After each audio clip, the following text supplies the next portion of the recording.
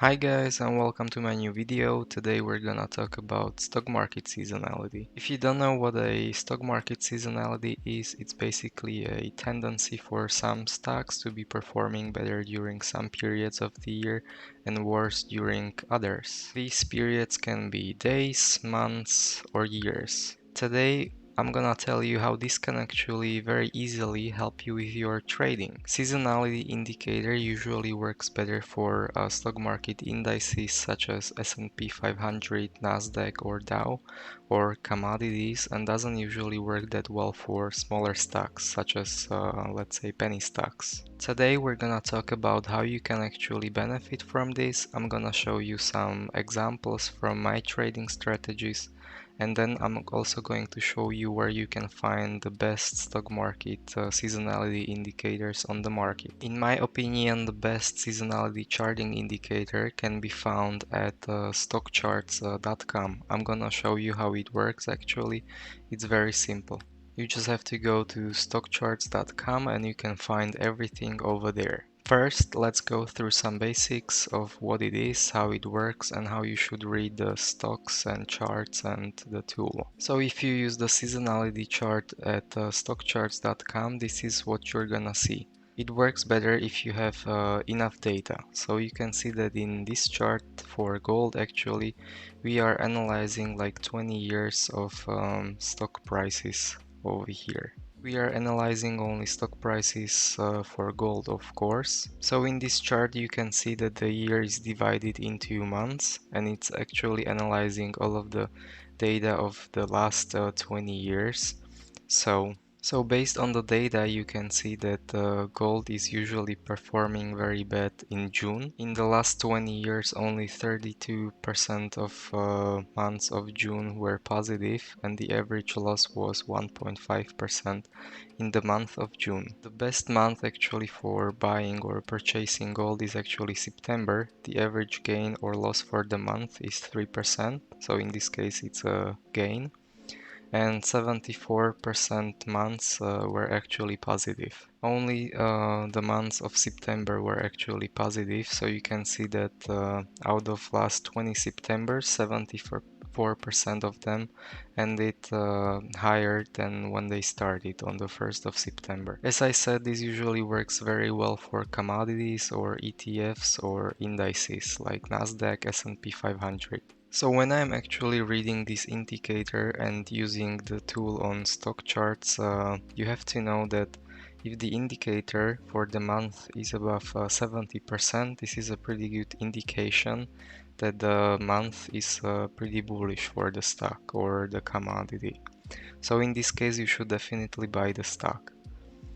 If, on the other hand, the percentage of months is below 30%, so that based on the data that you have, only 30% of months ended up higher, you may know that this is actually a bearish indicator for the stock, and I would recommend you not to buy this stock in that month, or the better strategy would be to short or just sell the stock. Over here we have another chart of Intel Corporation. So you can see we have 20 years of data again. You can see that based on the years over here. As I said, when the indicator is above 70% for the month, so in this example it's the month of April, you can see that it's a pretty strong bullish bias also for October.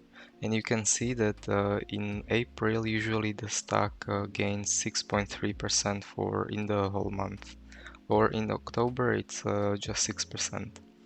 On the other hand, when it's below or like around 30%, you know that it's a pretty strong bearish indication, and usually the stock ended minus 4.5% below the price when it opened actually on the 1st of September.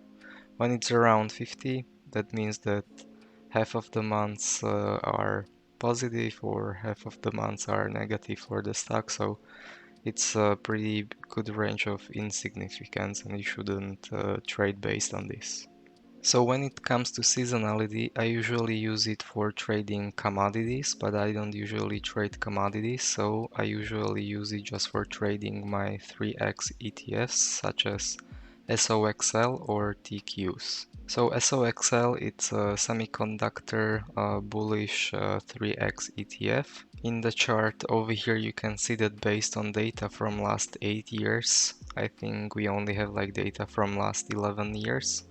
You can see that in this case, it's only from the last 8 years. You can see that May and November are very bullish for buying SOXL. You can see that in May, in the month of May, in the last 8 years, 88% of the time it ended higher than when it actually started trading on the 1st of May. And the average gain is around 13.6%. The same applies to November, even with higher actually gains. The worst months and when you should actually sell the stock or not trade SOXL is April. Uh, like in the month of April, it usually ends lower than when it starts on the 1st of April. So in 25% of cases, it ended up lower. But you can see that the average gain on the other hand is 3% anyways. In my opinion, when you are trading SOXL and TQs, it's always better to trade them from January till, let's say, the end of August. In this time period, they usually have like bigger gains and they go higher than when you're trading them in September till December. In this period, especially in September, you can see like the most negativity in the stock, and it usually goes lower and you will lose money when you just buy it. The same actually applies to TQs, so it's also like a tech 3x ETF. The best month for trading TQs is actually July. You can see that based on the data provided, it always, so it's 100%, so in the month of July it always ended up higher than when it started trading on the 1st of July. The average gain is around 11%, but I don't think it's going to apply to this year because you can see that the stock market is really overvalued at this time, and probably we're gonna see lower lows for the whole stock market in July. Even though that we know that the earnings season has just started and a lot of big tech companies are gonna start reporting their earnings next week, I don't think we're gonna end July on a positive note. I'm actually shorting TQs. I bought SQs, so it's the same pretty much ETF, but when you buy it, you're actually shorting Nasdaq or like the TQs or the tech companies. So for TQs, May, July, and November are the best months to buy this ETF, and September is probably the worst month with average loss of 3.5%. And you should maybe consider buying SQs in September, especially if stocks or the whole stock market is overvalued. So if you want to access the seasonality chart or the tool, just go to stockcharts.com, click on charts and tools, and you can see seasonality over here. So you can, let's say, type in Nasdaq or NDX. That's Nasdaq 100 index. And over here you can see that it's showing us the data for the last 5 years.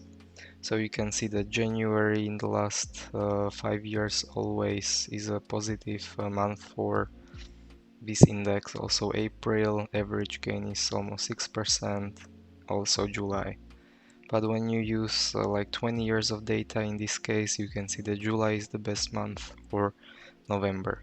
So it's pretty much this easy. We can check out, let's say, like nat gas, which tracks natural gas.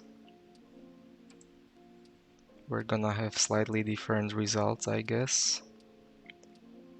So in the last 5 years, we can see that December is always negative, or that this index always ended up lower, actually lost like almost minus 14% on average. And August is or would be probably the best time to buy natural gas because it always ended up higher. You do not really need to buy it, especially in that month. Maybe it's good just to know like how this works when the best seasonality is working in your favor, and maybe make sure to position yourself as soon as possible. Also, go and check out my other videos, especially on, let's say, RSI levels, which show you when the stocks or the market is overvalued or undervalued, and when you actually combine it like with this indicator, you will have like a ton of new tools that you can use, and this actually works pretty well for me, at least. Thank you guys for watching this video. Again, make sure to subscribe, go check out my other videos, especially on volatility, because the stock market is overvalued right now. Maybe you can learn something new and you can use my strategies, how I make money in the stock market. Thank you once again. Make sure to subscribe and like the video, and I'll see you in the next one.